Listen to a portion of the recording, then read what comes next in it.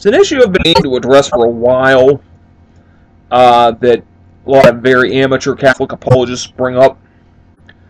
And it's generally done by Catholic apologists who really either don't know their history or just kind of, well, frankly, don't care. Because this can be really an issue that can stymie a lot of Protestants who don't know better. The issue is, basically, their argument is as follows.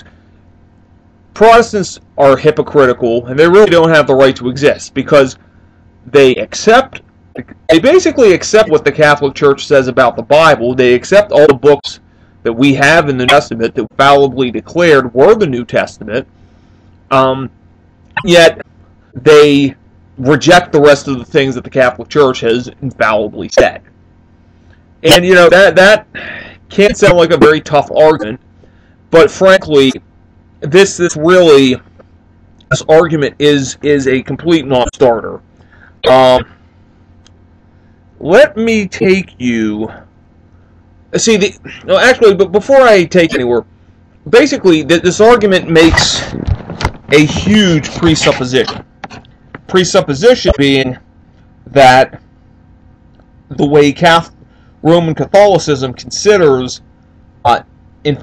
something being declared irreformable and infallible, that Scripture was considered, that the Bible was considered that way early on.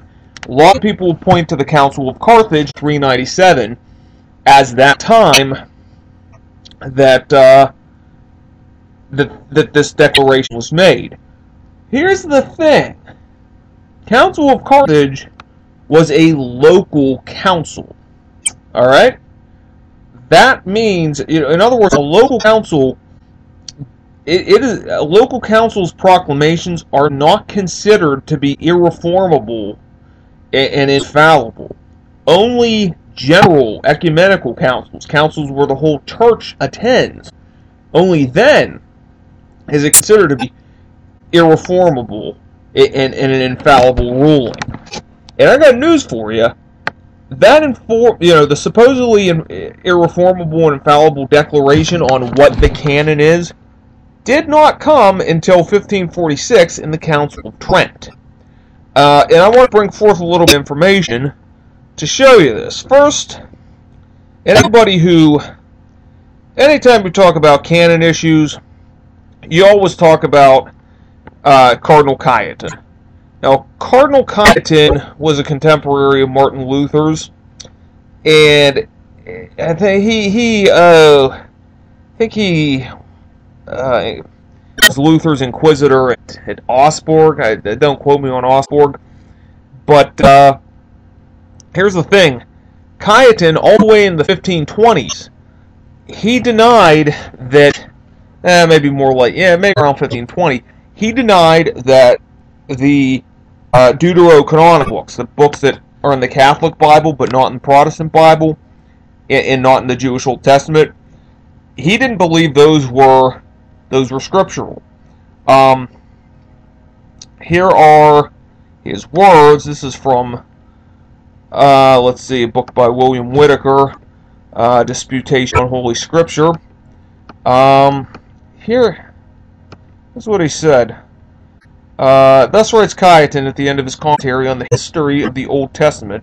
Here, says he, we close our commentaries on the historical books of the Old Testament. For the rest, that is Judith, Tobit, the book of Maccabees, recounted by St.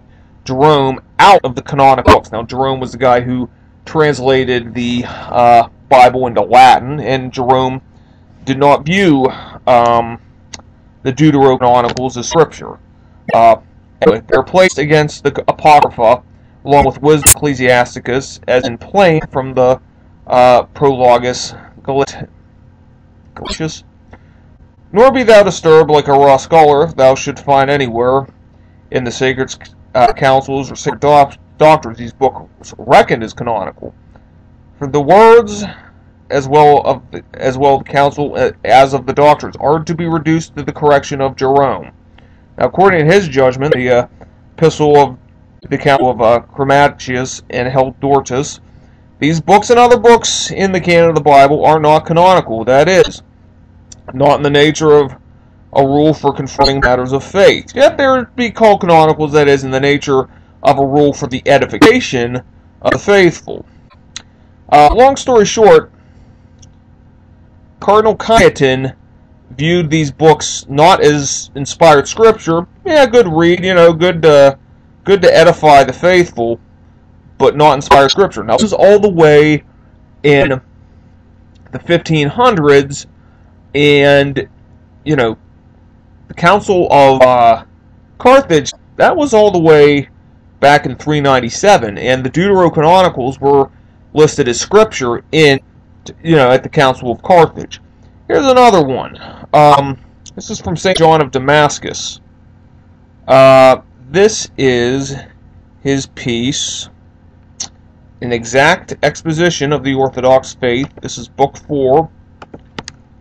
And these are just two examples, but I found his listing of the New Testament books was rather interesting. Asserting Scripture. So here we are. Chapter 17.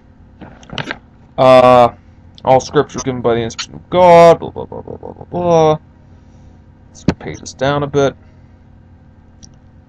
Okay. He lists all the Old Testament books that he believes are canonical. And he says, then come, no, not the two books of Israel. There are also Emeritus, that is the Wisdom of Solomon, the Wisdom of Jesus, who was published in the Hebrew by the father of Sirach, afterwards translated into the Greek by his grandson, Jesus, the son of Sirach. These are virtuous and noble, but not counted, nor were they placed in the ark. In other words, these are good books, good reads. The way some Protestants would consider Calvin's Institutes a good read, but not inspired scripture. Now, here's something very interesting he says about listing the New Testament books. He lists the standard books. He says the Revelation of John, the Evangelists, the Canons of the Holy Apostles by Clement. He considered this New Testament scripture. This is all the way in the 700s, and John of Damascus considered the Canons of the Holy Apostles by Clement to be Holy Scripture. So that pretty well kills the notion of there being some closed, irreformable, and infallible canon in the 400s that a lot of amateur Catholic apologists love to throw in the face of Protestants. Now, just to show you that this is not just my opinion, here are the words of Bob Sungenis, pretty good Catholic apologist. This is on beggarsallreformationblogspot.com. This is posting his words concerning somebody asking him a question about when the canon was formed. He's like, let's see here. I agree with our Protestant opponents. The Church should be more clear when saying when something is infallible and when it's not. They should give us a list of what's infallible. This would clear up a lot of confusion as regards to infallibility. It's true that only the Council of Trent did the canon finally become infallible and irreformable. That's because Trent made it crystal clear that it was doing so. Council of Florence did not use the key words in this formulation. Granted, Catholics during the time of Florence to give their assent to what Florence decreed, but this does not mean for the sake of conscience that a Catholic could not contest what Florence said about the canon. That's why even Cardinal Cajetan contested Florence's canon list. So yes, Luther could contest the canon prior to Trent and do so quite legitimately. This would only force the Church to make the final decision, and it did so in 1563, blah, blah, blah, blah, blah.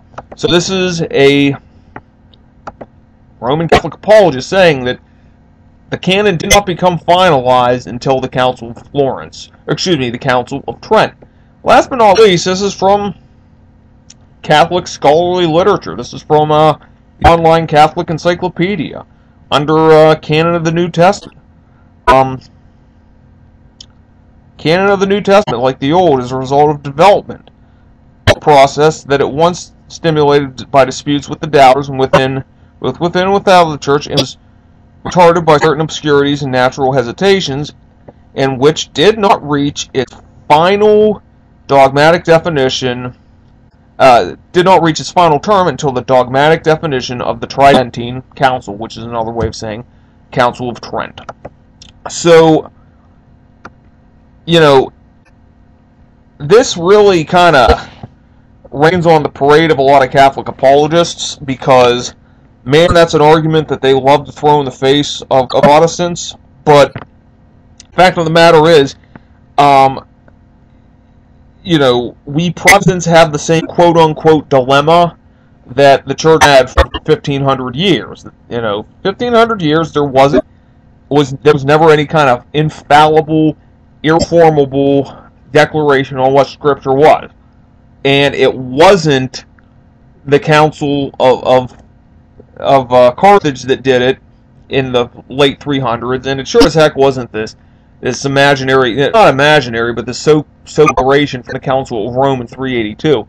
Again, if these were, final, irrefallible, and irreformable declarations, why was it that John of Damascus believed that, the book from Clement was Holy Scripture, and that even as late as the 500s, Cardinal Cajetan denied the canonicity of the Deuterocanonicals?